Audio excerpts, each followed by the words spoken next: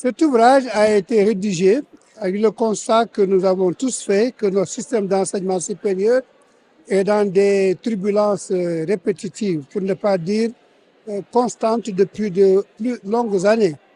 Il y a eu beaucoup de réformes, de réflexions depuis le président Senghor, avec les états généraux de l'éducation du président Diouf, avec des réformes du président Ouad. On a eu des réformes lors de la concertation nationale avec le président Macky Sall. Et on se rend compte que jusqu'à présent, on n'a pas encore un système stable, avec des problèmes de décalage chaque année au niveau de l'année universitaire. Les années qui ne se terminent pas. Et la question que l'on se pose chaque année en début, c'est est-ce qu'on va valider l'année? Et c'est le cas encore cette année. On a les problèmes des étudiants, des infrastructures, des enseignants.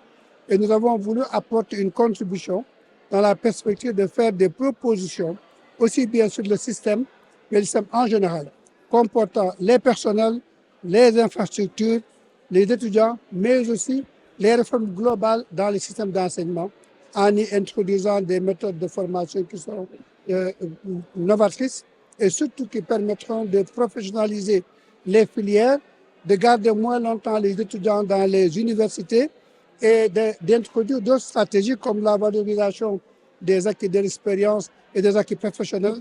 En somme toute, une contribution à la réflexion actuelle qui va aussi intégrer la réforme des systèmes d'enseignement, l'éclatement de certaines universités, comme l'université Cheikh Anta Diop, qui n'est plus tenable.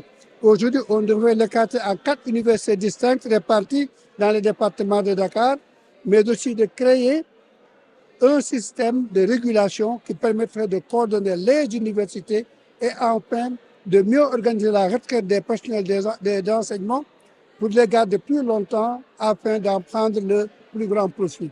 Après le diagnostic que tout le monde connaît, les perspectives, comme je l'ai dit, ça va sur les réformes en globalement de l'organisation de nos universités d'abord.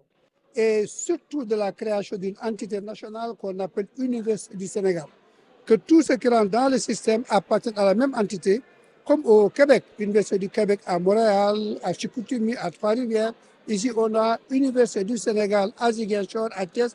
Comme ça, les enseignants, les étudiants, les chercheurs, tout le monde, les personnels administratifs et techniques vont se mouvoir dans cette entité qu'on appelle Université du Sénégal. Ils vont aussi pouvoir partager, mutualiser les moyens d'enseignement, les moyens de formation et les moyens de recherche, mais surtout être régulés par la même entité qui nous permettra d'éviter d'ouvrir des formations qui ne vont pas déboucher sur de l'employabilité et de créer des chômeurs, mais aussi de détacher le campus social du campus pédagogique. Les étudiants n'ont pas à loger dans l'université. On ne doit pas associer les deux. Ils peuvent aller dans les communes, habiter ailleurs, mais les collectivités territoriales, les collectivités locales, le secteur public et le privé, les universités peuvent travailler ensemble pour construire des lieux d'hébergement qui seront complètement détachés des universités afin d'éviter ce qu'on connaît aujourd'hui. Lorsque les étudiants ne sont pas contents au niveau du campus social, ils viennent bloquer les enseignements. Et lorsqu'ils ne sont pas contents au niveau du campus pédagogique, ils vont faire des GST qui vont aboutir à ce qu'on appelle ces crises majeures, dont la crise catastrophique que l'on a connue récemment au mois de février. C'est un ouvrage de référence qui pose le problème de la transformation qualitative de l'enseignement supérieur. Mais la transformation qualitative de l'enseignement supérieur doit s'accompagner d'une régulation systémique.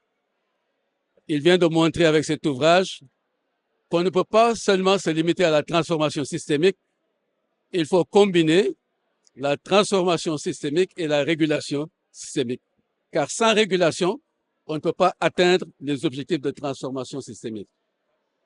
Cet ouvrage de référence nous indique une voie, comment bâtir sur les acquis en innovant. On ne fait pas table rase des acquis, mais il faut bâtir sur les acquis en innovant. Il a fait des propositions concrètes, constructives, qui permettront, dans une réforme qualitative de l'enseignement supérieur, ces propositions permettront, en tout cas, de trouver une voie pour répondre à ce besoin crucial. Quel est le rôle de l'enseignement supérieur dans le développement durable du Sénégal? Parce que l'enseignement supérieur est le centre serveur de l'écosystème sociétal.